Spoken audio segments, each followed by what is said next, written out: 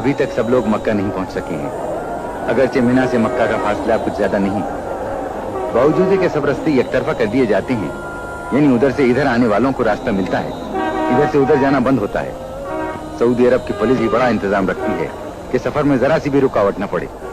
गाड़ियों और पैदल चलने वालों की कतारें अलग और कायदे से बना दी जाती हैं। फिर भी इतनी तादाद में गाड़ियां और पैदल चलने वाले होते हैं कि आसानी से आगे बढ़ना मुश्किल होता है। सफर की रफ्तार बहुत सुस्त रहती है। बहुत मुमकिन है कि हाजियों का आखिरी दस्ता आधी रात के बाद मक्का पहुंच सके। ये ईमान का जोश, ये हज का शौक 1400 साल से जारी है।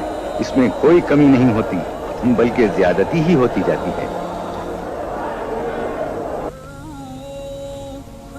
ये पहाड़ियां जो मक्के के मुकद्दस शहर से सिर्फ 9 किलोमीटर के फासले पर हैं, दीन इस्लाम की इब्तिदा की खामोश गवाह हैं। इस्लाम की हैरतनाक तरक्की, हक की एक आवाज और उसका सारी दुनिया में इतनी जल्दी फैल जाना, ये पहाड़ियां इन सब तारीखी हकीकतों की चश्मदीद गवाह हैं।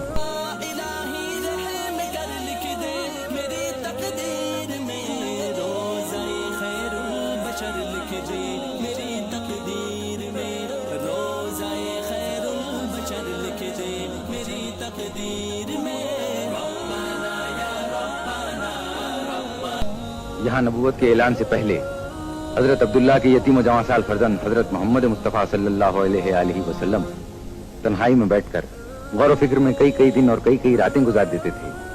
इसी गार में हजरत ने फरिश्ते की जबान से खुदा का हुक्म सुना,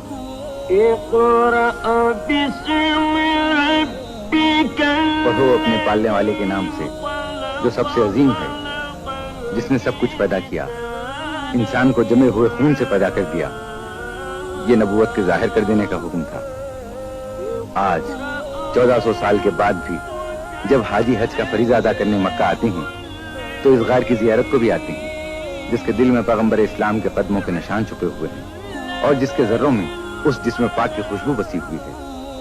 दिल के कानों से उसी वही की आवाज